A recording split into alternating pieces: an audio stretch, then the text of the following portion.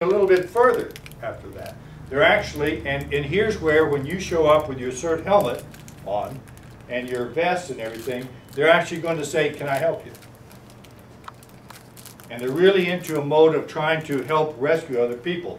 Their emotions, they're really reaching out at that point. So that's a good time to be able to grab people and say, yeah, come and help me.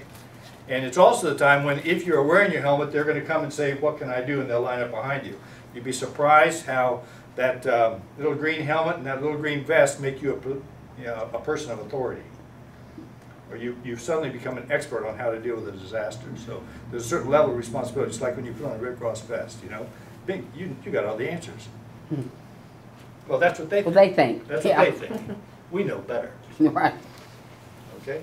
And then in the recovery stage, which is probably the next sort of natural stage that people tend to go through, they may be backing up a little bit and saying, well, where have you been?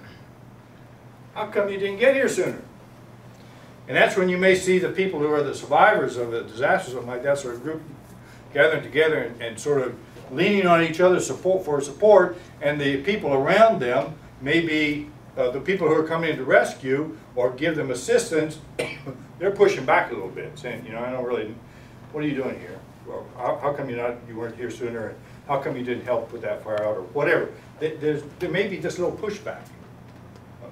It's real important at this point not to take that personally, but to recognize that that's just the stage that people who are going through a traumatic event sometimes do. I mean, these are not things that people have made up, these different stages. These are things that have been observed over the years as to how people respond in time of disaster, when they've just been through some sort of a really traumatic event. So our role as a responder, as a CERT person coming on the scene, is if they're saying, you know, what's the matter, how come you're so late?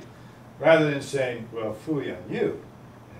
And taking that response that they're giving personally, just sort of let it go.